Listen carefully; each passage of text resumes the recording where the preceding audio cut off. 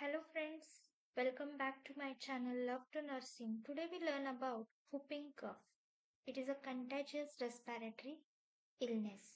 तर आज आपण whooping cough हे पाहणार आहे जे JNM nursing, BSc nursing and important for ANM nursing also. whooping cough म्हणजे मराठीत त्याला टांग्या खोकला असं म्हणतात. तर whooping cough is also known as a pertussis. Is a highly contagious respiratory infection caused by bacterium Bordetella pertussis. It is characterized by severe coughing fits that can last for weeks or even months. whooping cough याला आपण pertussis असं सुद्धा म्हणू शकतो आणि हा एक कंटॅजियस respiratory infection आहे. ओके, म्हणजे रेस्पिरेटरी इन्फेक्शन आहे जे कशामुळे होतं? बॉर्डेटेला पर्टुसिस या बॅक्टेरियामुळे आपल्याला whooping cough नावाचा आजार होतो, ज्यामध्ये आपल्याला खूप सारा खोकला येतो जो काही आठवडे किंवा काही मंथ पर्यंत सुद्धा राहतो. Clear? This is the introduction. Causes and transmission. तर हे कसं पसरतं? फर्स्ट तुम्हाला सांगितलं की बॅक्टेरियामुळे, ज्याचं नाव आहे बॉर्डेटेला पर्टुसिस.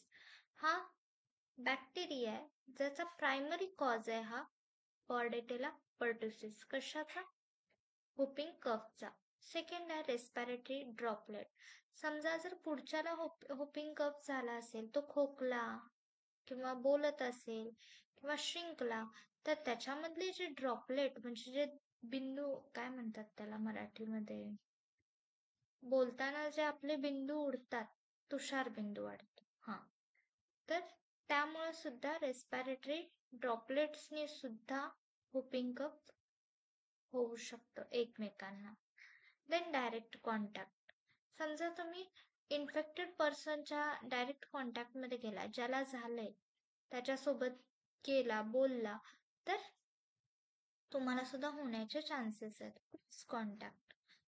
जर तुम्ही क्लोज कॉन्टॅक्ट ठेवलं ज्याला whooping कफ आहे, तरी तुम्हाला whooping कफ होऊ शकतो. नेक्स्ट आहे symptoms and stages. First catarrhal stage, paroxysmal stage and convalescent stage.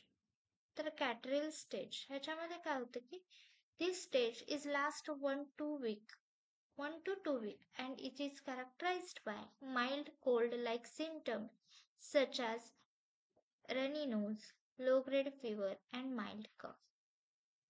तर ही जी स्टेज आहे ते लास्ट 1 ते 2 आठवड्याची असते, ज्यामध्ये आपल्याला थंडी वाजते थोडीशी, प्लस रनी नोज असतं आपलं, लो ग्रेड फीवर असतो आणि माइल्ड कफ असतो तुम्हाला. नेक्स्ट आहे paroxysmal stage. This stage is the hallmark of whooping cough and typically lasts 2 to 4 weeks. It is characterized by severe coughing fits that can last for several minutes and are often followed by a high-pitched whooping sound. तर पॅरॉक्सिसमल stage मध्ये काय होतं? हा last 2 ते 4 आठवड्याचा असतो, ज्याच्यामध्ये आपल्याला खूप खोकला येतो. ओके, आणि तो म्हणजे मिनिटाला येत असतो आणि हा हायली पिच्ड असतो, जोरात. जसं माकड कसं हुप हुप करतं, तसं तुम्हाला तुमच्या खोकल्याचा आवाज यायला लागतो. ओके, हुपिंग साऊंड असा हुप हुप यायला लागतो, त्यामुळे त्याला हुपिंग साऊंड असं म्हणलेलं आहे. Then कन्व्हॅलन्सेंट stage. ही पण एक 2-4 आठवड्यांची स्टेज आहे, म्हणजे रिकव्हरी होते अशी स्टेज. त्याला म्हणायचं कोव्हॅलसंट स्टेज, ज्याच्यामध्ये खोकला तुमचा पूर्णपणे नाही पण थोडा बरा येत असतो. ओके, म्हणजे जी आधी सिव्हिरिटी होती ती डिक्रीज होत असते. तर catarrhal stage, paroxysmal stage and convalescent stage. Diagnosis and testing. कसं ओळखणार की डांग्या खोकला आहे?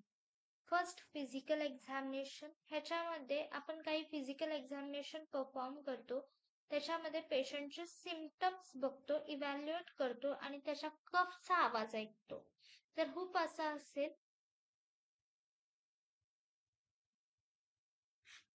तर त्याला whooping कफ झालेला आहे. Clear. The nasopharyngeal swab. Swab आपण का घेतो? कारण सॅम्पल कलेक्ट करण्यासाठी. जे नोज आणि थ्रोट मध्ये जे सिक्रेशन आहे ते कलेक्ट करायचे आणि लॅबला सॅम्पल पाठवायचे. त्याच्यातून कळेल की बॉडेटला पर्टुसिसची वाढ झालीये की नाही. सिरोलॉजिकल टेस्टमध्ये ब्लड टेस्ट केली जाते जेणेकरून कळेल की अँटीबॉडीज प्रेझेन्स आहेत का अगेन्स्ट बॉडेटेला पर्टुसिस. तर ह्या तिन्ही गोष्टीमुळे तुम्हाला हुपिंग कफ आहे की नाही हे कळतं. नेक्स्ट आहे treatment and management. First antibiotic, second supportive care, third oxygen therapy.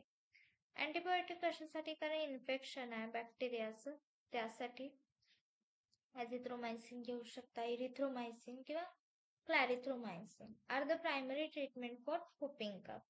Then supportive care. Supportive care are included measures such as inadequate hydration, rest, and humidified air to relieve cough symptoms.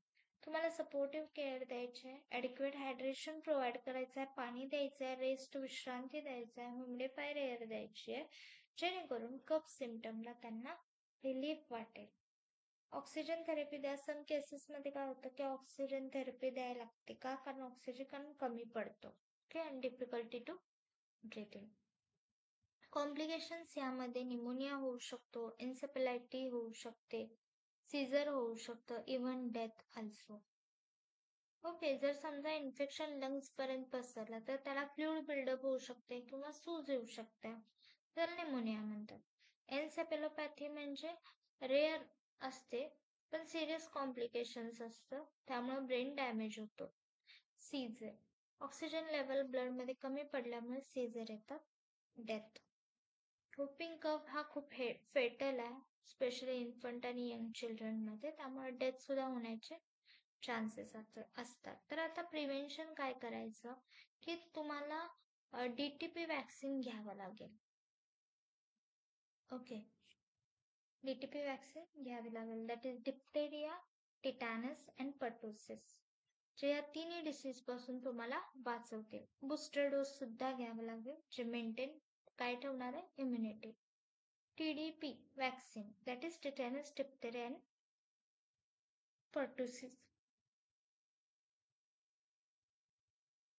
Okay, तर ह्या vaccine तुम्हाला घ्याव्या लागणार आहेत. Importance काय आहेत वॅक्सिनचे? कारण त्यातून तुम्हाला प्रोटेक्शन भेटतं, कम्युनिटीमधली इम्युनिटी भेटते आणि तुमचं फ्युचर हेल्दी राहतं. त्यासाठी आपल्याला वॅक्सिन खूप इम्पॉर्टंट आहे. Okay, whooping cough in infant and children. Infant and young children are especially vulnerable to severe whooping cough. लहान मुलांना जास्त करून होतो whooping cough, जो टेम्पररी पॉज करतो ब्रिदिंगला, आणि हे इट्स व्हेरी अनदर कॉम्प्लिकेशन्स की तुम्हाला एक्सप्लेन नाही करतायत. प्लस मोर कफिंग फिट्स असतात ह्यामध्ये आणि मेडिकल अटेन्शन खूप गरजेचं असतं. आधीच थँक्यू सगळे झालं. तर whooping cough in adult. Adults can contract and spread whooping cough. Adults can transmit whooping cough to infant and young children.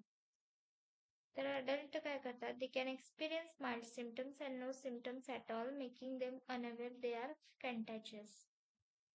त्यांना कळत पण नाही ते कधी कंटॅजियस होतात. आणि adults can transmit whooping cough म्हणलं तर वॅक्सिन खूप इम्पॉर्टंट आहे. वॅक्सिन जर तुम्ही घेतलं तर तुम्हाला काहीच नाही होणार. Clear? Okay. I hope you understood this video. Thank you so much guys for watching my video. Press the like button, share to your friend and subscribe my channel. Thank you. Be touch, be healthy. Bye.